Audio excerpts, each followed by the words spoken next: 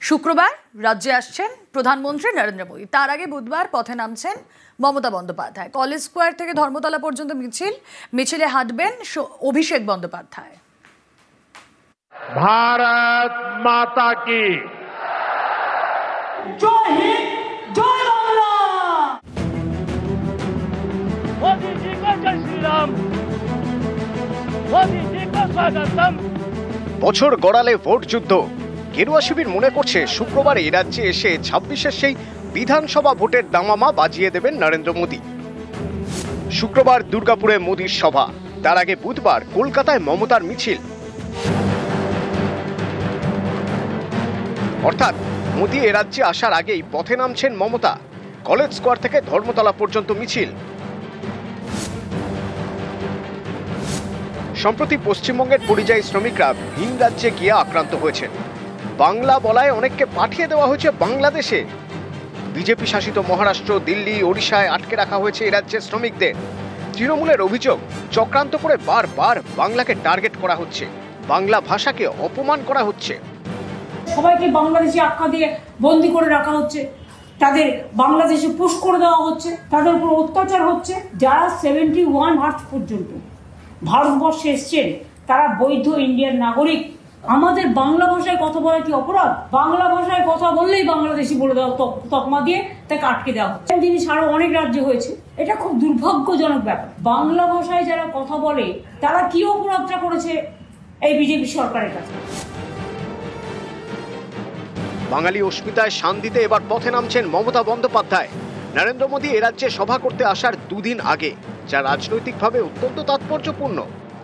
মাননীয় মুখ্যমন্ত্রী মমতা বন্দ্যোপাধ্যায়ের নেতৃত্বে তৃণমূল কংগ্রেসের বিরাট মিছিল কলেজ স্কোয়ার থেকে ডোরিনা ক্রসিং পর্যন্ত যাবে এবং একই সঙ্গে একই সময়ে সারা রাজ্যের প্রতিটি জেলায় এই বিক্ষোভ সমাবেশ হবে।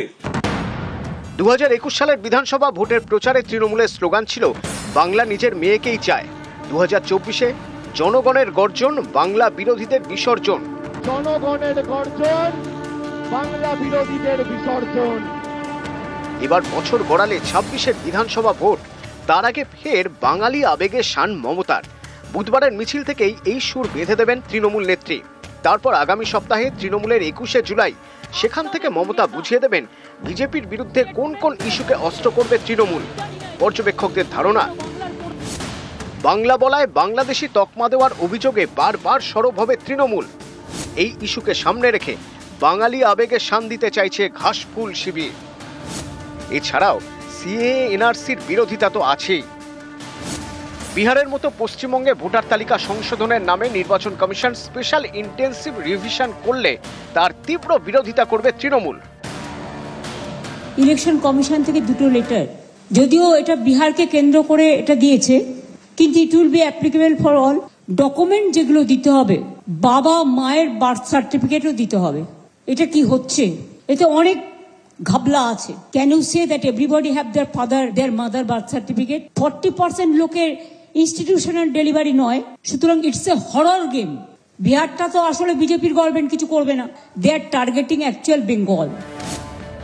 এছাড়া বিজেপির বিরুদ্ধে ভেদাভেদের রাজনীতির অভিযোগে বরাবরই সরব তৃণমূল।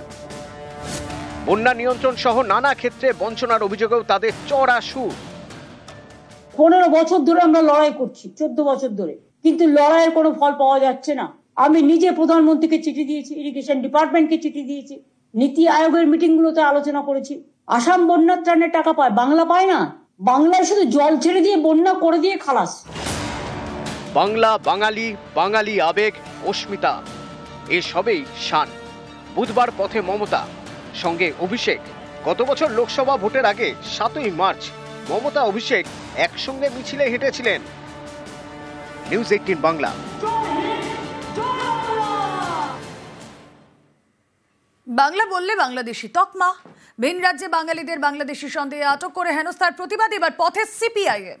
বিজেপি ও আরএসএস এর বিরুদ্ধে সুর চড়িয়ে যাদবপুরে মিছিল। যাদবপুর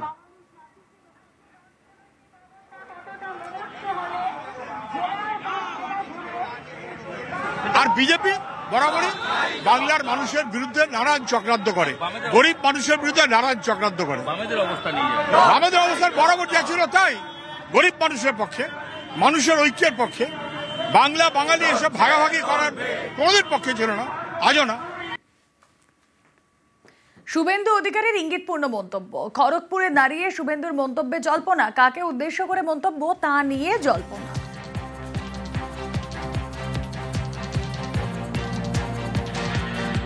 আমাদের প্রতীক পদ্ম মানে কমল, আর নেতা একজন, তার নাম নরেন্দ্র দামোদর মোদী।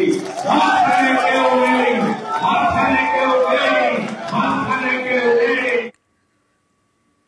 জাল এসটি সার্টিফিকেট দেখিয়ে সরকারি মেডিকেল কলেজে ভর্তি। বাঁকুড়া মেডিকেল কলেজে ভর্তি হন রায়নার বাসিন্দা জুহি কোলে।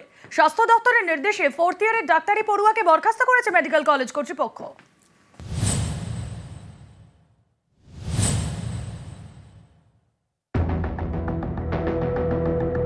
বাঁকুড়া মেডিকেল কলেজ, অভিযোগ ভুয়ো এসটি সার্টিফিকেট দেখিয়ে 2022 সালে এই কলেজে ভর্তি হন জুহি কোলে। সোমবার তাকে বরখাস্ত করে কলেজ কর্তৃপক্ষ। জুহিকে আমরা আমাদের স্বাস্থ্য দপ্তরের নির্দেশ মতো আমরা আমাদের কলেজ থেকে তার নাম রিমুভ করে দিয়েছি এবং অলরেডি এই ছাত্রী ভর্তি হয়েছিল, দেখা গেল সেই সার্টিফিকেট ফেক। জুহি কোলে পূর্ব বর্ধমানের রায়নার বাসিন্দা। কয়েক বছর আগে ভুয়ো এসটি সার্টিফিকেট তৈরি করেন জুহি কোলে, যা দেখিয়ে বাঁকুড়া মেডিকেল কলেজে ডাক্তারিতে ভর্তি হন। এবছর জলপাইগুড়ি মহকুমা শাসকের অফিস থেকে বাঁকুড়া মেডিকেল কলেজকে জানানো হয় জুহি কোলের এসটি সার্টিফিকেট ভুয়ো। সেই মতো স্বাস্থ্য ভবনের নির্দেশে জুহি কোলেকে কলেজ থেকে বরখাস্ত করেছে বাঁকুড়া মেডিকেল কলেজ কর্তৃপক্ষ। ভুয়ো কাস্ট সার্টিফিকেট দেখিয়ে কেউ পুলিশ, কেউ শিক্ষক, কেউ আবার গবেষণাও করেছেন, কেউ আবার ডাক্তারির পড়ুয়া। এর আগে ডায়মন্ড হারবার মেডিকেলে দেখা গিয়েছে, এবার বাঁকুড়া মেডিকেল। ভুয়ো কাস্ট সার্টিফিকেট দেখিয়ে মেডিকেল কলেজে ভর্তি হয় বরখাস্ত পড়ুয়া জুহি কোলে।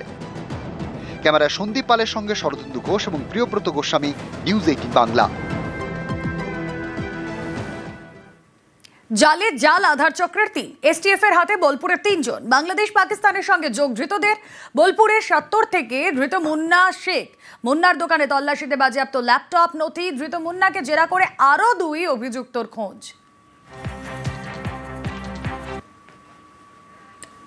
ও অনলাইনে সমস্ত এই স্কুল কলেজের কাজগুলো করতো, আধার সংশোধনের কাজও হতো, কিন্তু ও করতো না, কাজ করতো অন্য ছেলেরা। ও মেশিন টেশিন না নিয়ে কাজ করতো, কিন্তু ও কাজ করতো না। হঠাৎ পুলিশ মানে ওই টিমই ঢুকছে, সমস্ত তল্লাশি চালাচ্ছেন। ভোর 3:30টার মতো তল্লাশি চালিয়ে ওকে নিয়ে চলে যায়। অনলাইনে কিছু একটা কাজ, আধার কার্ড সংশোধন এইসব করতো নাকি? হ্যাঁ, বোধহয় অনলাইনে কিছু একটা কাজ করতো না। ওর নিজস্ব দোকান নাই।